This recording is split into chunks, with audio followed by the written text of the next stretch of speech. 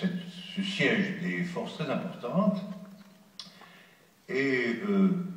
contre cela, il y a eu l'organisation d'une résistance de type inédit. C'est essentiellement des Kurdes qui sont mobilisés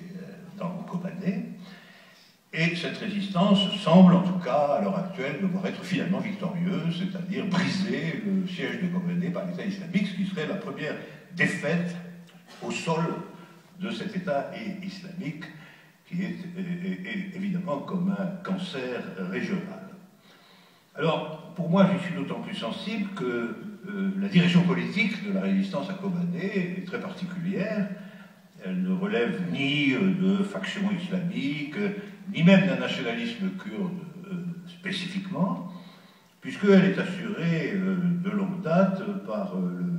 la branche locale du PKK, c'est-à-dire un parti, en effet, de base kurde, mais qui est un parti qui se réclame expressément de l'internationalisme, au sens où son objectif n'est pas de s'affilier ou de créer un État kurde sur une base ethnique ou nationale, et politiquement, c'est une organisation qui est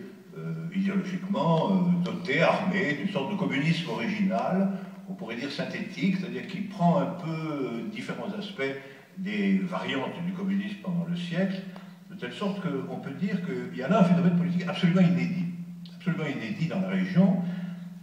situé à l'extérieur, si je puis dire, de ce qui pourrait apparaître comme l'affrontement entre différentes factions de l'islam radical ou le jeu des grands États dans le coin, puisque c'est un secret de polichinelle que cet État islamique est armé en particulier par l'Arabie saoudite. Donc je vous invite à suivre cette activité singulière, locale, parce qu'elle introduit dans la situation, moyen de rien, une différence qualitative. Elle introduit une différence, et cette différence qualitative, il faut quand même bien voir qu'à l'épreuve des faits, elle s'avère positive et, en un certain sens, victorieuse, ce qui nous change un peu du développement dans toutes les dernières décennies de la situation dans cet endroit. Voilà, alors maintenant, revenons à la question des opérateurs de finitude. Je voudrais faire un rappel sur ce point. Nous sommes partis en réalité de la question du fini et de l'infini, de façon un peu directe. Et ce que je voudrais redire ici, et qui est très important, c'est que la question de la dialectique du fini et de l'infini